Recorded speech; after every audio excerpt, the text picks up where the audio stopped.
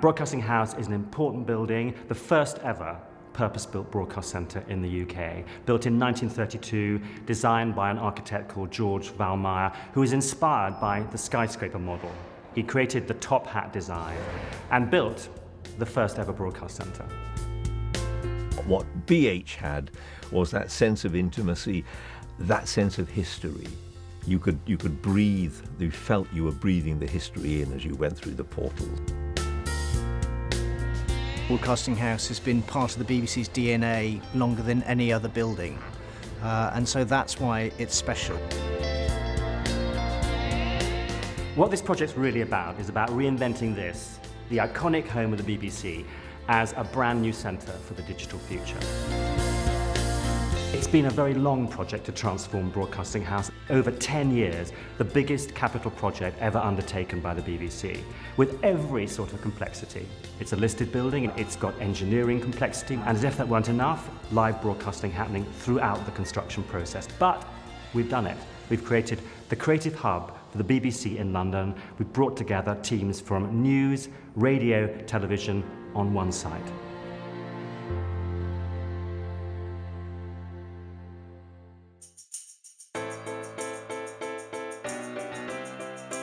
When it comes down to it, there are two reasons to do this project: to make better programmes and to save money.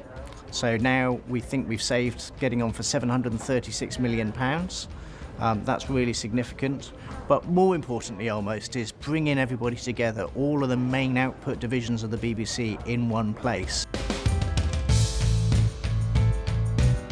Good morning, Michael, and welcome. Morning, John. Morning, Jim. Bet you can't guess what we're doing this week.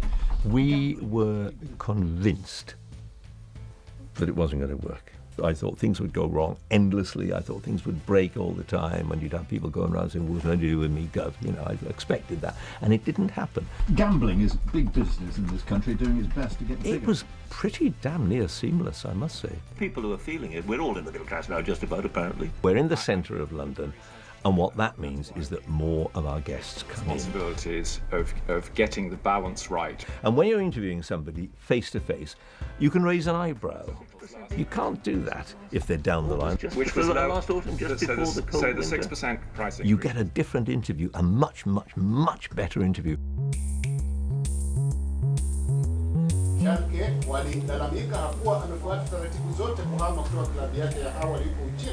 The move has meant, first and foremost, visibility for the World Service and all the language services.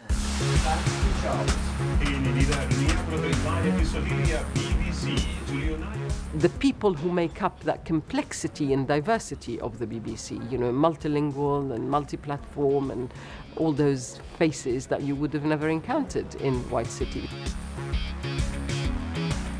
What has been hugely important here is the fact that people have moved up and down. You can move down to the 3rd or 4th floor and talk to NewsHour or talk to Newsnight.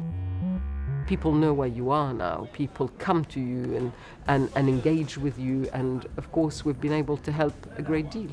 Full sound, cutting next, and A-roll cut. One of the exciting things about being in our new home is that we've got some great technology to help us bring the story to life. Hello, Johnny.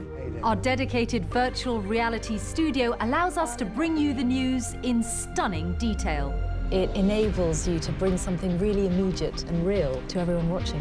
From right here in our new home, I can be virtually anywhere in the world, or even the universe, instantly. Welcome to the World's Newsroom. Well, being in this building has been completely transformational for World News. We've never had facilities this good before. This studio here, Studio B, absolutely amazing. Has given us the ability to produce television in a way that we've just never had the chance to do before. And we're broadcasting live from the whole building, not just the studios. We're making the most of all the opportunities this building offers.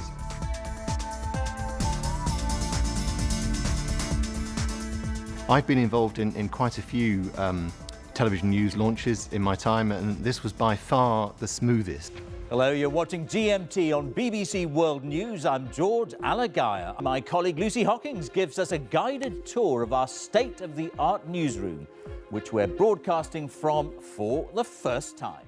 It was also the most ambitious that I've ever been involved with, and I think that's a real tribute to the quality of the people who work for the BBC, actually.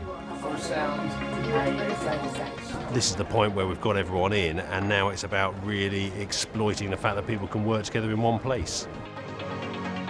It's also the fact that people can have face-to-face conversations with people who they previously weren't in the same building as for many years, decades in some instances. So we're definitely seeing new conversations, quicker decisions being made on things. You wander around the place, as I did this morning, see people you haven't seen for donkey's years. I just bumped into George Alagaya. Well, I hadn't seen George since I don't know when. And so you stop and have a little chat. And that's rather nice. Moving to W1 has meant that physically and editorially, it's a real bringing together of people who are all, in their own way, specialists in their field.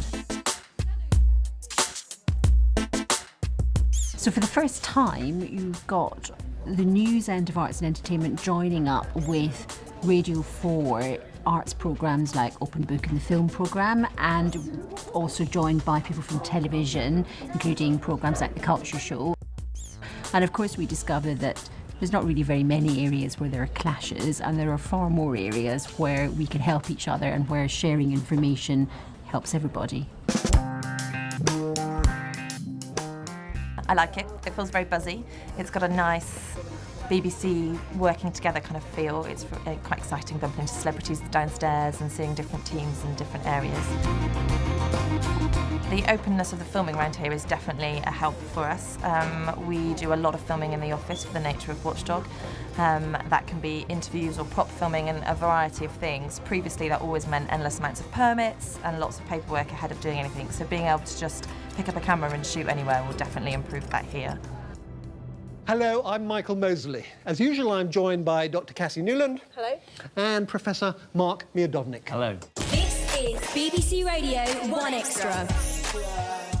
On the 8th floor, what we've managed to do is purposely build studios and the production area around the idea that we are a 24/7 youth radio station. It's 1 Extra, 12:36.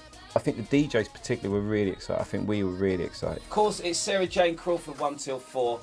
She'll be playing her smash and keeping you entertained all afternoon. We are in the penthouse. We're on the top floor. I think we were put on the top floor because of our noisiness and keep us away from all the true workers. You heard Niles the Don and, of course, Rihanna Rude Boy. We prefer to call it the loft. We feel like the parents have bought a new house and they've put the teenagers into the loft. So we can play our music loud, we can put up our posters, but we're very much part of the house. A 1 Extra classic, The Cure and the Cause. I think one of the nice things about the 8th floor is that you've got a sense of arrival. So if you're Jay-Z or Dave Grohl turning up to do a performance or an interview, then you will come up in the lifts and you will go along the walkway. It's 20 times better than it was before. Nobody out there, but it's okay now. The number one thing I like about the new building is our live lounge. Take me outside. Now we actually broadcast the pictures. You know, we actually filmed. It's the future. It's crazy. It's crazy. You've got to brush your teeth now when you do radio. A great thing about this floor is that you can virtually come round it. Any point, the audience can come and have a look round. And I think one of the great exciting things going forward will be, okay, you can virtually do that, but can you physically do that?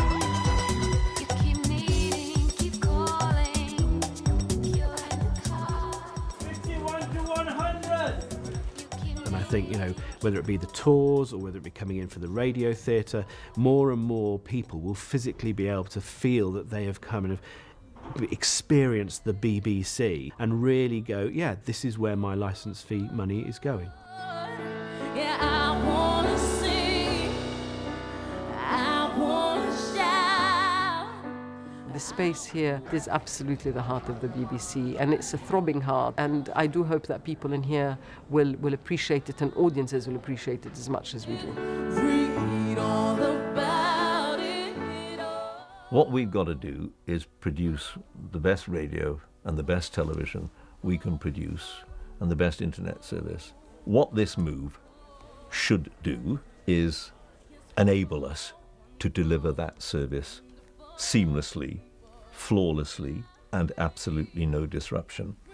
Read all about it. In the future, I want to come up out of Oxford Circus with my grandchildren and point down the road and say, we did that.